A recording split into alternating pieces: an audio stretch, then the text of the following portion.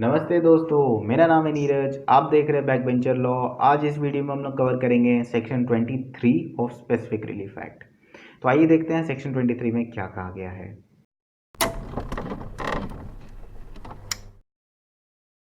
तो सेक्शन 23 में कहा गया है liquidation of damages not a bar to specific performance. ठीक है, तो सबसे पहले लिक्विडेशन को हम लोग समझेंगे। लिक्विडेशन का मतलब हो गया, यहाँ पे लिक्विडेशन ऑफ डैमेजेस का मतलब हो गया कि अगर कोई कॉन्ट्रैक्ट होता है, कॉन्ट्रैक्ट होने पे वहाँ पे अगर मेंशन है कि अगर ब्रीच, कॉन्ट्रैक्ट का कोई भी टर्म्स को ब्रीच होता है तो ब्रीच होने पे उसका उसके लिए एक पर्टिकुलर अमाउंट ऑफ डैमेजेस अगर वहाँ पे मेंशनड है तो उसको उसका जो डैमेजेस हो गया लिक्विडेशन ऑफ डैमेजेस। ठीक है, तो यहाँ पे उसको हम लोग लिक्विडेशन ऑफ डैमेजेस कहते हैं। तो अब इसमें कहा गया liquidation of damages not a bar to specific performance.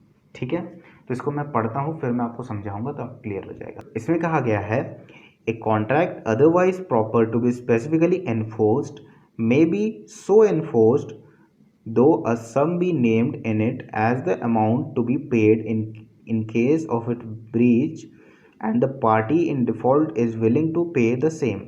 If the court having regards and the party in default is willing to pay the same, if the court having regards to the terms of the contract and other attending circumstances is satisfied that the sum was named only for the purpose of securing performance of contract and not for the purpose of giving to the party in default an option of paying money in lieu of specific performance। ठीक है, इसमें कहा गया है कि अगर कोई contract का स्पेसिफिक परफॉर्मेंस किया जा सकता है, ठीक है, यानी कि एक कोई कॉन्ट्रैक्ट है उसको अगर स्पेसिफिकली परफॉर्म किया जा सकता है और अगर इवन इफ उसका जो सम है यानी कि जो डैमेजेस है यानी कि जो अमाउंट ऑफ डैमेजेस है वो यहाँ पे तय किया गया है कि अगर ये ब्रीच होता है तो इतना रुपया देगा।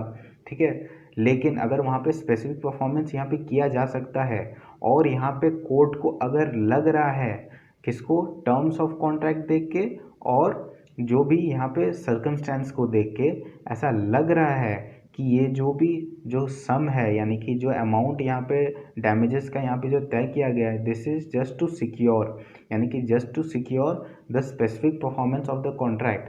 तो इस केस में कोर्ट जो है यहाँ पे उसको स्पेसिफिक परफॉर्मेंस के लिए वो यहाँ पे जाएगा। ठीक है, यहाँ पे कोर्ट उसको बाउंड करेगा कि यहाँ पे स्पेसिफिकली परफॉर्म करे कॉन्ट्रैक्ट को, ना कि यहाँ पे डैमेजेस जो यहाँ पे अमाउंट वहाँ पे लिखा हुआ है कि अगर ब्रीच होगा तो इतना अमाउंट देगा और दूसरा पार्टी अगर रेडी है देने के लिए तो यहाँ पे कोर्ट उसको फिर भी बाउंड करेगा। ठीक है, कोर्ट यहाँ पे उसको फिर भी बाउंड करेगा कि नहीं, इसको इस जो कॉन्ट्रैक्ट है इसको स्पेसिफिकली परफॉर्म किया जाए।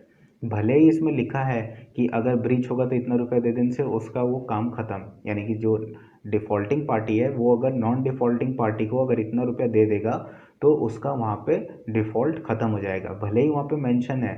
लेकिन अगर यहाँ पे कोर्ट को देख के लगता है किसको, टर्म्स ऑफ द कॉन्ट्रैक्ट और यहाँ पे सर्कमस्टेंसेस को देख के अगर लगता है कि जो भी अमाउंट यहाँ पे डैमेजेस का जो भी तय किया गया था that is just to secure the specific performance of the contract, तो इस केस में कोर्ट जो है वो यहाँ पे जो डिफ़ॉल्टिंग पार्टी है उसको यहाँ पे बाउंड करेगा कि यहाँ पे उस कॉन्ट्रैक्ट को स्पेसिफिकली परफॉर्म किया जाए, ना कि यहाँ पे डैमेजेस दिया जाए। ठीक है, भले ही यहाँ पे डैमेजेस तय किया गया हो लेकिन यहाँ पे डैमेजेस नहीं दिया जाएगा। अगर कोर्ट को ऐसा लगता है तो कोर्ट उसको बाउंड करेगा कि स्पेसिफिकली परफॉर्म किया जाए। ठीक है, अब इसका दूसरा पॉइंट में कहा गया है when enforcing specific performance under this section the court shall not also decree payment of sum so named in the contract. तो इसमें कहा गया है कि अगर यहाँ पे कोर्ट कह रहा है स्पेसिफिक परफॉर्मेंस के लिए तो यहाँ पे वो और ये नहीं कहेगा कि पेमेंट भी करो। तो इसमें अगर कोर्ट अगर कहता है कि नहीं, इस कॉन्ट्रैक्ट को स्पेसिफिकली परफॉर्म किया जाएगा किसके द्वारा, डिफ़ॉल्टिंग पार्टी के द्वारा, तो यहाँ पे वो डिफ़ॉल्टिंग पार्टी को ये भी नहीं कह सकता है कि आप स्पेसिफिक परफॉर्मेंस भी कीजिए प्लस उसके साथ साथ आप पैसा भी दीजिए, ऐसा नहीं कहेगा। वो सिर्फ कहेगा कि स्पेसिफिकली परफॉर्म करने के लिए। ठीक है, तो बस इस सेक्शन में यही कहा गया, आप इसको रीड कीजिएगा आपको क्लियर हो जाएगा। अगर आपको फिर भी किसी भी तरीके का डाउट रह जाता है तो आप मुझे नीचे कमेंट सेक्शन में बता सकते हैं, मैं आपके उस डाउट का एक वीडियो बना के अपने जो चैनल के इंस्टाग्राम या फिर फेसबुक पेज है उस पर मैं पोस्ट कर दूंगा, जिससे आपको समझने में काफ़ी आसानी होगी।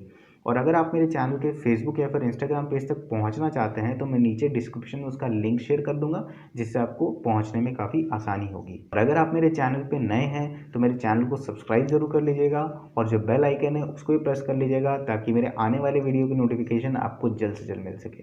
तो चलिए, तब तक के लिए इजाज़त दीजिएगा, फिर मिलेंगे एक नई कंटेंट के साथ अगले वीडियो में। Thank you.